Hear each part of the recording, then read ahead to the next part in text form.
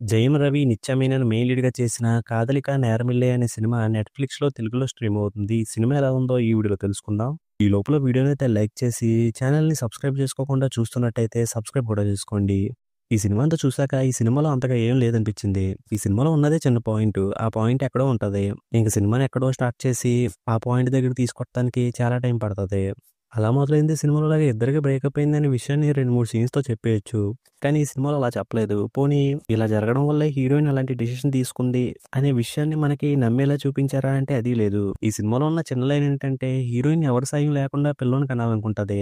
దానికి సంబంధించిన ప్రాసెస్ అంతా చేసుకుంటది. ఇంకా హీరోయిన్‌కి తెలియని విషయం ఏంటంటే డోనర్ హీరో అని. ఇంక తర్వాత వాళ్ళిద్దరూ ఈ విషయం తెలియకుండా కలిసి ట్రావెల్ చేస్తూ ఉంటారు. ఇంకా ఆ ట్రావెల్‌లో ఎక్కడ ఈ నిజం తెలుసుకున్నారా లేదా అనేది సినిమా.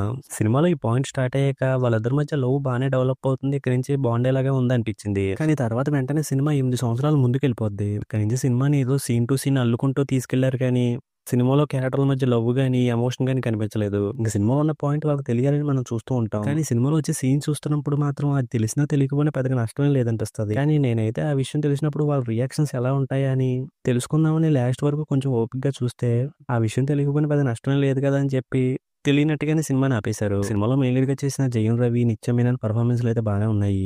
అలాగే సినిమాలో సాంగ్స్, బ్యాక్‌గ్రౌండ్ స్కోర్ కూడా బాగున్నాయి. అలాగే సినిమాలో చిన్న పాయింట్‌ని తీసుకొని ఆ పాయింట్‌తో లవ్ చూపిద్దాం అనుకున్నారు.